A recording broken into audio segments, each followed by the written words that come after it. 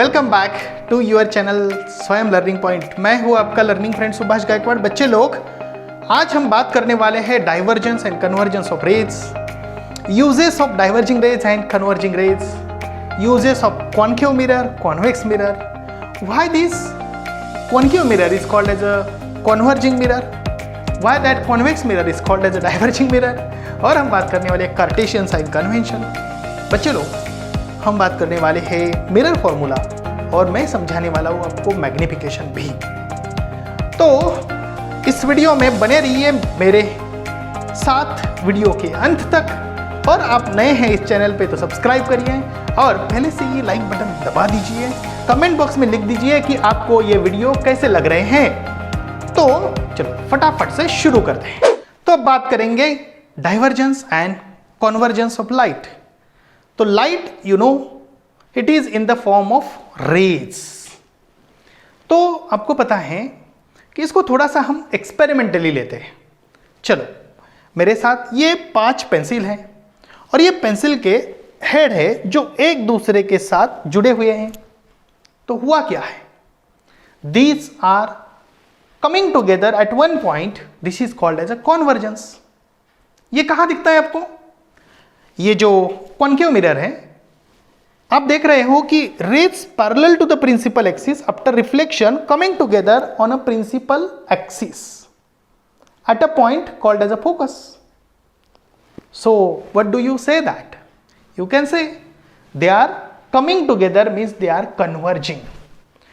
और ये convergence of light कहाँ इस्तेमाल होता है? तो नॉर्मली डेंटिस्ट इस्तेमाल करते हैं, क्योंकि टूथ के अंदर क्या है वो देखने के लिए।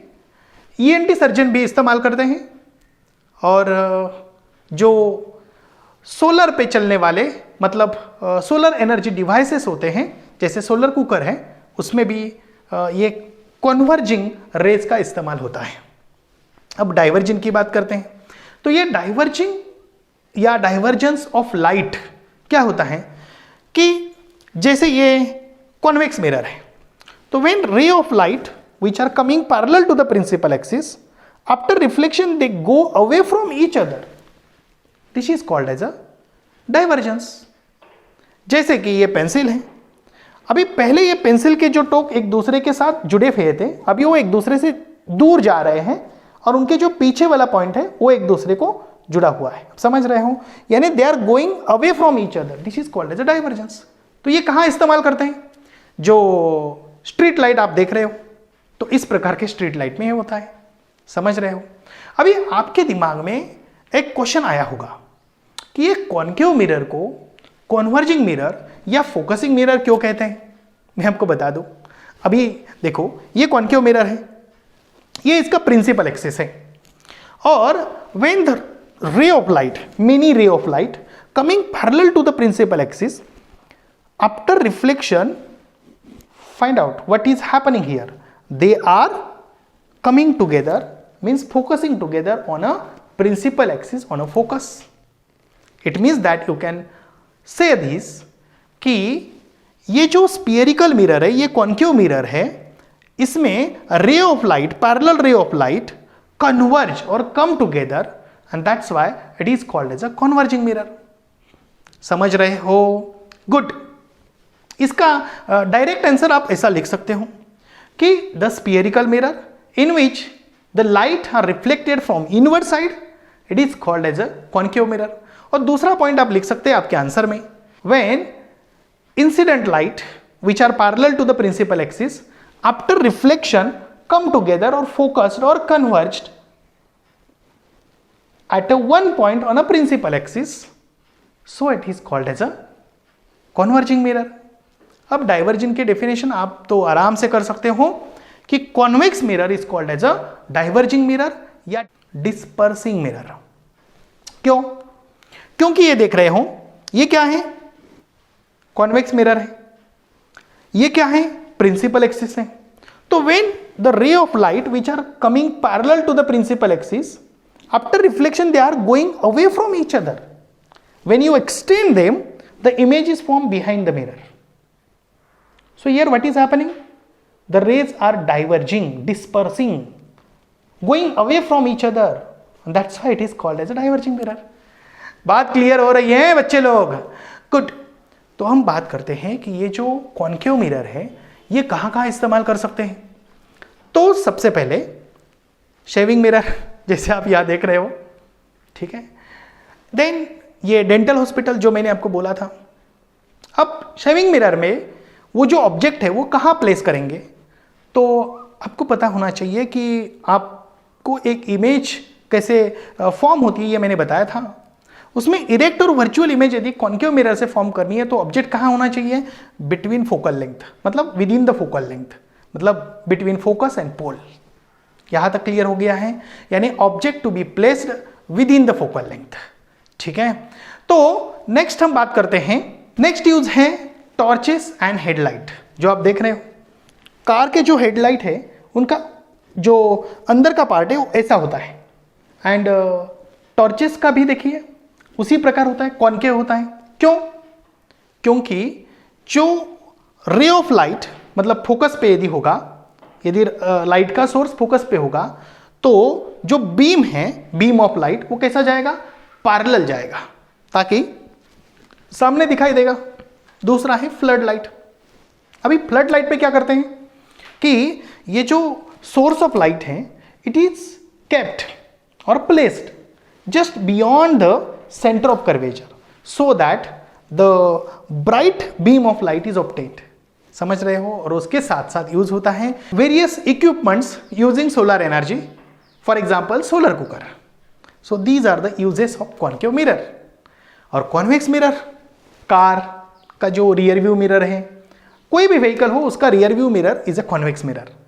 और कुछ शॉप्स में भी इस प्रकार के बिग कॉन्वेक्स मिरर यूज किए जाते हैं, जैसे आप यहां देख रहे हैं। अब हम बहुत ही इंपॉर्टेंट कॉन्सेप्ट को समझने जा रहे हैं और वो है कार्टेशियन साइन कन्वेंशन। तो क्या है ये कार्टेशियन साइन कन्वेंशन, जरा बताओ ना सर हमें।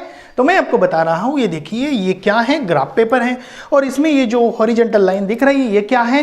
It's x axis. और जो वर्टिकल लाइन दिख रही है ये क्या है? Y axis. ये दोनों का इंटरसेक्शन पॉइंट क्या है? वो है ओरिजिन है, इसको हम पी नाम देते हैं और ये कॉन्केव मिरर ड्रॉ करते हैं। अब मैं आपको समझाने जा रहा हूं कार्टेशियन साइंस। ये साइंस क्यों जरूरी होते हैं? न्यूमेरिकल सॉल्व करने के लिए हमें इमेज का जो नेचर है, इमेज की पोजीशन है, इमेज वर्टिकली इन्वर्टेड है या इरेक्ट है, वर्चुअल है, ये समझने के लिए हमें जरूरी होते हैं कार्टेशियन साइन कन्वेंशन। ये कार्टेशियन नाम के साइंटिस्ट ने डेवलप किए हैं। इसके कारण it is just similar to the graph, that you know the graph, right side is positive, left side is negative, up side is positive, down side is negative. बस इतनी simple है। तो चलो समझते हैं one by one. The first cartesian sign convention is all distances are measured from pole, that is origin. समझ रहे हो? Number 2, object is always kept to the left of the mirror. Clear? So object distance u is always negative, always negative। यहां तक clear हो गया बच्चे लोग? और हम बात करने वाले हैं next, distances to the right of the pole are positive, distances to the left of the pole are negative, distances perpendicular and above the principal axis are positive, distances perpendicular and below the principal axis are negative, focal length of concave mirror is negative। क्यों? देखिए ये concave mirror है और focal length कौन से side पे है? It is on the left side of the pole, that's why focal length is, मतलब focus is on the left side of the pole and that's why focal length is negative. So on the other hand, if you see the convex mirror at this place, its focus is behind the mirror, it means that towards the right of the mirror, right of the pole, and that's why it is positive. यहां तक clear हो गया? अब थोड़ा आगे जाते हैं, cartesian sign convention आपको समझ में आ गए हैं तो समझते हैं मिरर फॉर्मूला। मिरर फॉर्मूला के लिए आपको यह पता होना चाहिए कि u is a object distance from pole, v is a image distance from pole, f is a focal length, and then there is a relationship between these all, that is 1 upon v plus 1 upon u is equal to 1 upon f. By putting the values you will get the answer। of any one of the value. The examples I will explain you in the next video. लेकिन उसके पहले मैं आपको समझाना चाहता हूँ that is what called as a magnification. So what is magnification sir? ये magnification क्या होता है? तो इमेज बड़ी है ऑब्जेक्ट से या छोटी है, चिंटू है या बहुत बड़ी है, ये समझने के लिए जरूरी है मैग्निफिकेशन समझना. तो ये मैग्निफिकेशन रेशो से समझते हैं कि ऑब्जेक्ट की हाइट और इमेज की हाइट. तो पहले क्या लिखेंगे? इमेज की हाइट डिवाइडेड बाय ऑब्जेक्ट की हाइट, यानी h2/h1. दूसरा तरीका भी है कि इमेज डिस्टेंस v मतलब minus image distance v divided by object distance u, यानी image distance from pole and object distance from pole. समझ रहे हो? गुड.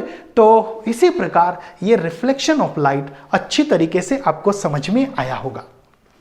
नेक्स्ट ईयर में हम देखेंगे रिफ्रैक्शन ऑफ लाइट.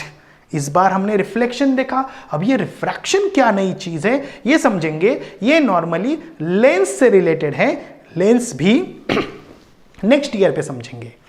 तो तब तक आपके दोस्तों में ये वीडियो को शेयर करो, अच्छा लगा तो लाइक करो, नए हो तो सब्सक्राइब करो और स्वयं लर्निंग पॉइंट ऐप को डाउनलोड करो to get all the videos.